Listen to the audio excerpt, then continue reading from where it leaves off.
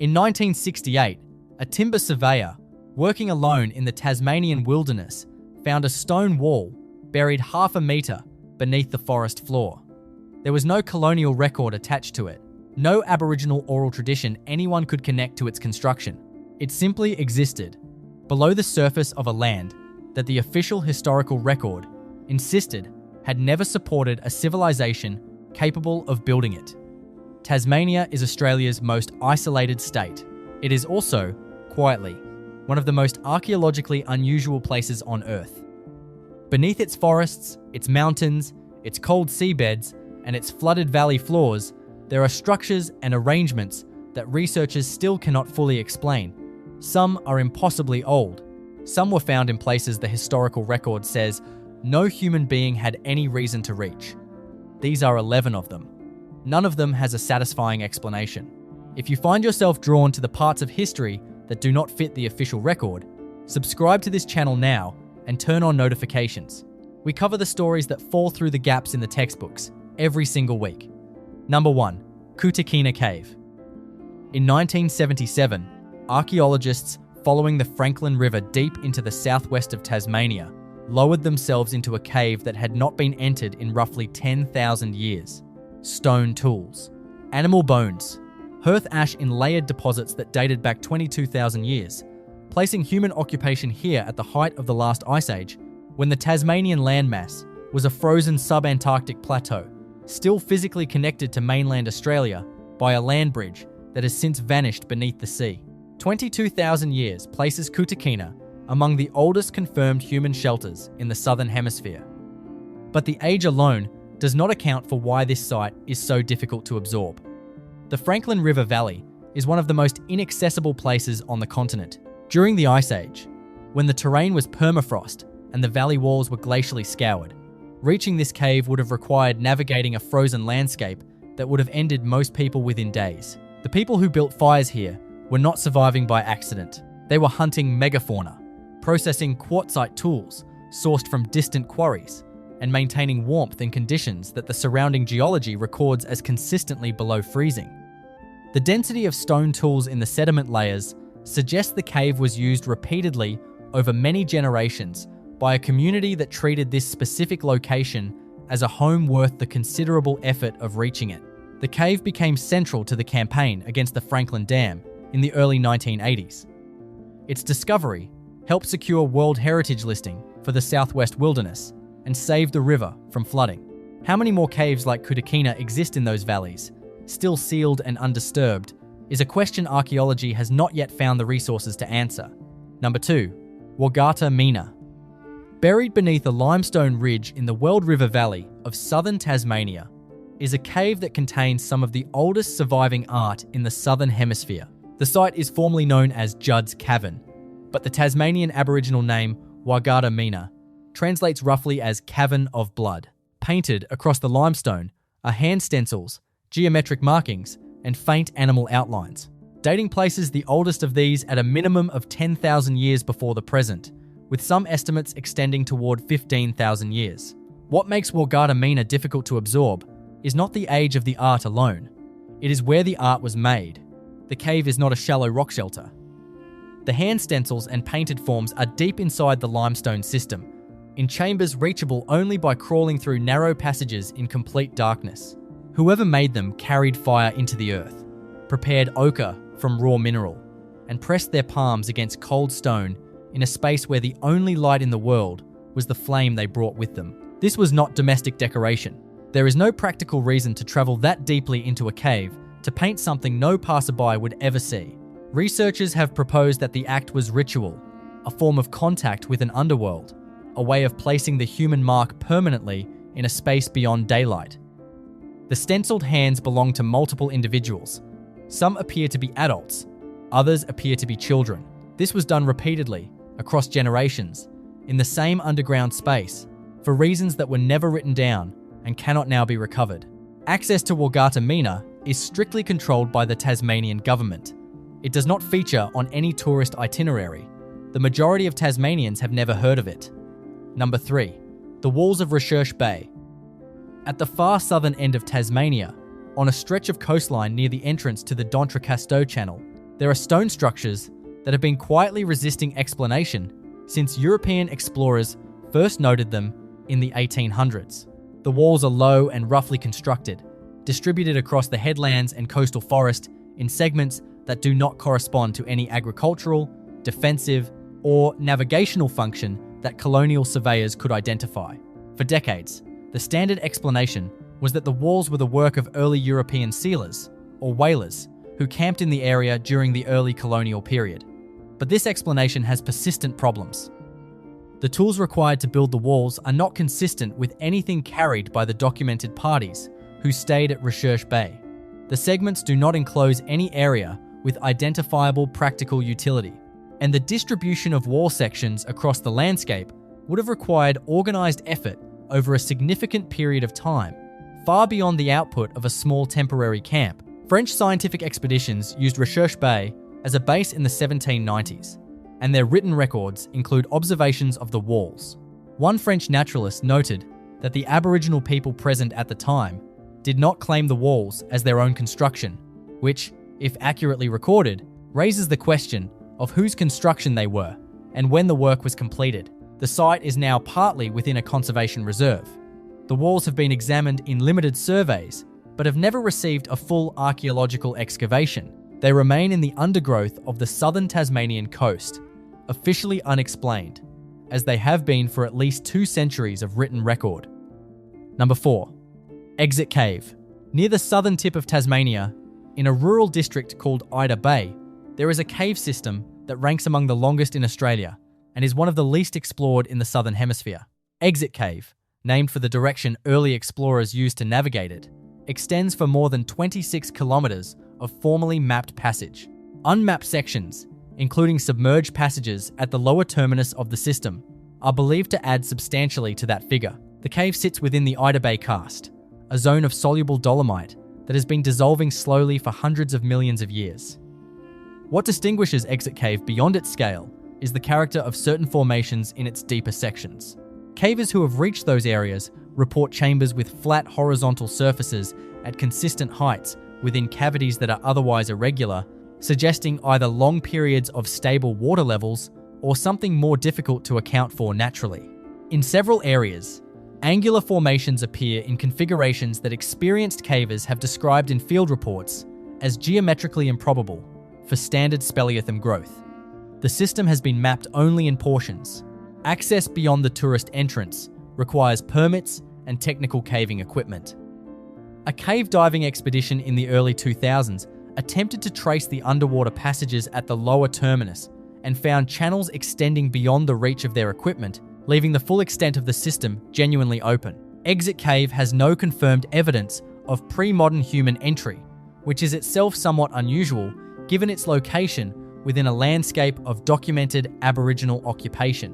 Whether the cave was entered before modern explorers found, it has no clear answer. Number 5. The drowned landscape of Lake Pedder. In 1972, the completion of a major hydroelectric project in southwestern Tasmania flooded one of the most geologically singular landscapes in the southern hemisphere. The original Lake Pedder was a freshwater lake bordered by a white quartzite beach of a fineness found in almost no other place on Earth, surrounded by buttongrass plains that had been undisturbed for an unknown number of millennia. The reservoir that replaced it raised the water level by several meters and permanently submerged the lake and all the terrain around it. What was lost in that flooding has never been fully inventoried. Pre-inundation surveys documented only what was visible at the surface. The substrate beneath the original lake bed, which would have preserved organic material due to the highly acidic chemistry of the southwest soils, was never excavated before the water arrived. Archaeological surveys in the surrounding region had found evidence of Aboriginal occupation in rock shelters and cave systems dating back more than 8,000 years. Whatever evidence lay beneath the original lake floor was sealed under the reservoir before anyone could reach it. Divers have descended to the old shoreline, and photographs show the submerged quartzite sand, still white and almost perfectly preserved several meters below the current surface, as though the flooding happened recently rather than over 50 years ago. The peat deposits and sediments of the original lake bed hold an organic record that, under the acid-rich conditions of the southwest, would be extraordinarily well preserved. No funded research program currently exists to investigate it. We are 6 structures in, and not one of them is simple. The southwest alone holds enough questions to fill a second list. If this is the kind of content you come searching for, subscribe now and stay with us. There are 5 more structures to cover, and the deeper we go, the less the official record has to say. Number 6. Macquarie Harbour. Macquarie Harbour sits on the remote west coast of Tasmania, connected to the open sea only through a narrow entrance that the convict-era sailors called Hell's Gates. It is flanked on 3 sides by World Heritage wilderness, and on the 4th by one of the most isolated coastlines in the southern hemisphere.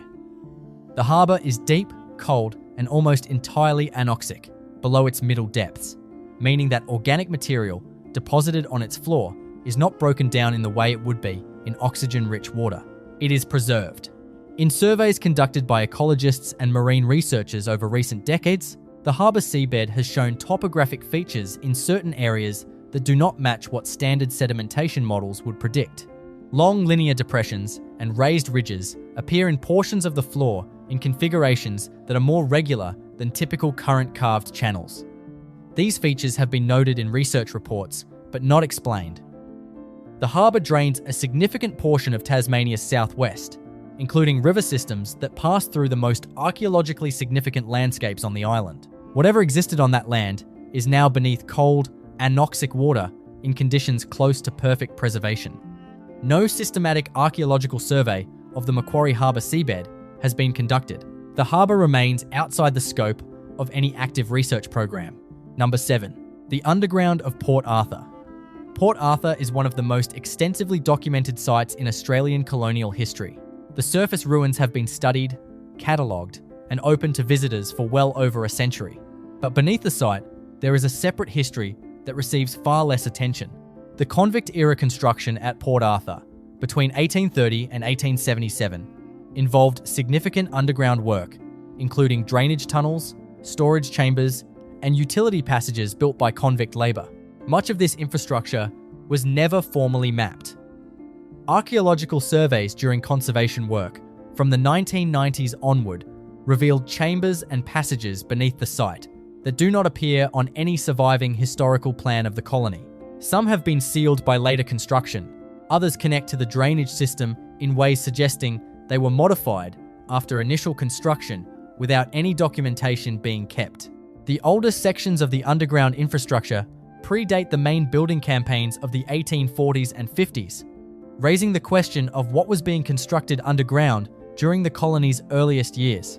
Port Arthur's convict population numbered in the thousands at its peak. What they built above ground is visible and catalogued. What was built below ground is not. Colonial administrations kept the records they chose to keep. Guided tours of the surface ruins are among Tasmania's most visited tourist experiences. The underground passages are not accessible to visitors.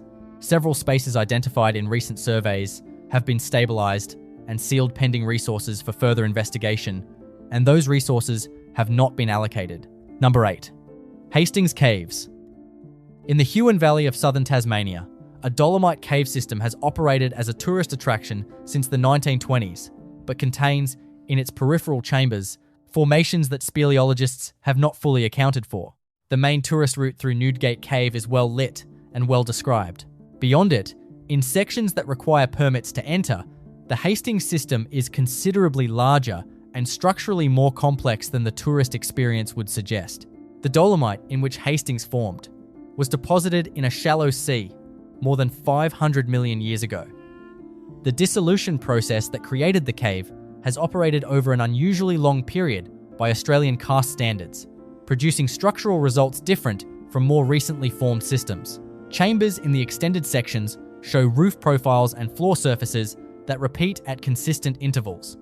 A regularity that researchers have noted is difficult to explain through passive dissolution alone. Within Hastings, in sections outside the tourist circuit, charcoal deposits have been found in locations that require deliberate travel through the cave to reach. These have not been formally dated in peer-reviewed studies.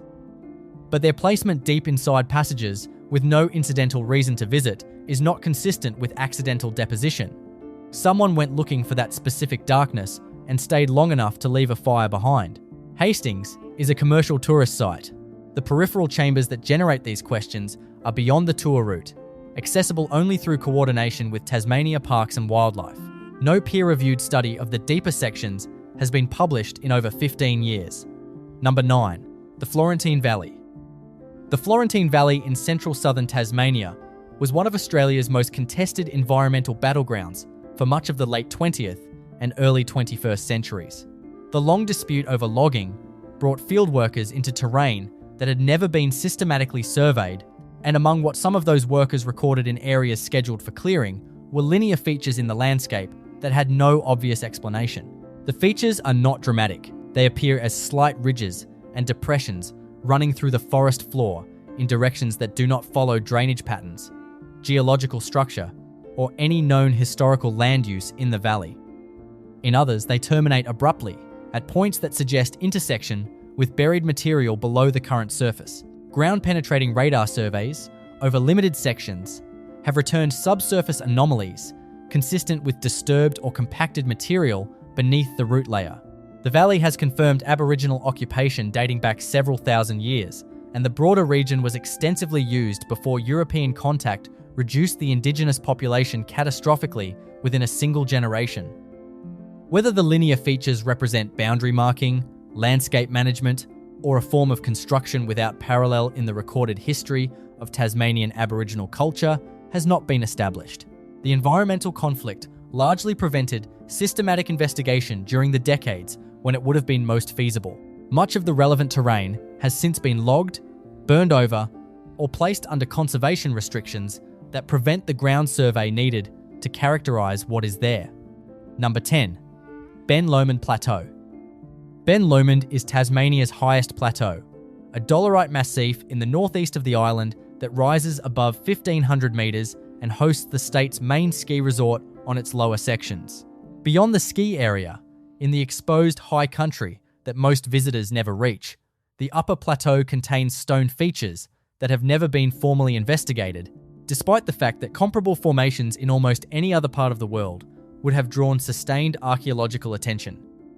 Distributed across the upper plateau, above the tree line, and in terrain hostile for most of the year, there are stone cairns and alignments in areas with no connection to any known historical human activity at that elevation. They are not navigational posts for the ski infrastructure, and they are not the product of frost heave, the natural process by which repeated freezing and thawing sorts surface stones into patterns, because the formations are too large, too internally consistent, and too deliberately positioned for that explanation to hold. The assumption that Aboriginal Tasmanians did not regularly use high elevation terrain has been revised repeatedly as evidence of highland occupation has emerged at sites across the state. Who constructed the cairns on Lomond? In which period? And for what purpose? Remain questions that have not been formally investigated. The ski resort operates on the lower plateau. The cairns are in the remote upper reaches, accessible only to experienced walkers in summer, invisible under snow for most of the year. Number 11. The Southwest. Tasmania's southwest is the largest remaining tract of temperate wilderness in the southern hemisphere. Underground, it is also one of the least explored cave environments on Earth. The karst systems of the Arthur Range, the Crossing River Basin, and the Craycroft Valley contain cave networks that have been entered only partially, in only some locations, by only a small number of specialist cavers. The total extent of what lies beneath the southwest is genuinely unknown. The sections that have been explored contain evidence of water activity at elevations and in directions, suggesting the cave systems are significantly older and more complex than the surface implies. Dry river channels carved deep inside the mountains exist at levels requiring water to have flowed in directions inconsistent with current drainage. Chambers at depth show signs of long-term atmospheric stability, with mineral formations suggesting conditions unchanged for periods extending into the hundreds of thousands of years. In several of these cave systems, ochre markings have been found far inside the passage networks, not near the entrances, not in sections where natural light reaches. Deep inside, in passages requiring extended travel through complete darkness to access, the ochre has not been carbon dated in all instances, and the full age of the markings is not established, but their location alone establishes that people entered these caves deliberately, far inside the mountain, for reasons beyond shelter. The southwest is World Heritage listed. Access is restricted. Most of the cave systems in the region have never been visited by any researcher in any capacity. No funded survey program is currently active. What they contain is, at this point, simply unknown. Tasmania resists easy summaries. It is small enough to drive across in a day and strange enough to have concealed things that 200 years of European settlement have not found. The 11 sites in this video represent a fraction of what remains unexcavated, unmapped, and officially unexplained beneath its surface. Some will eventually yield answers. Some may not. The walls of Recherche Bay are still in the undergrowth. The hand stencils of Wagardamina are still deep in the dark, pressed into limestone by people whose names are gone. What lies beneath Tasmania is not only a geological record, it is a human one, older and less understood than the official history of this island suggests.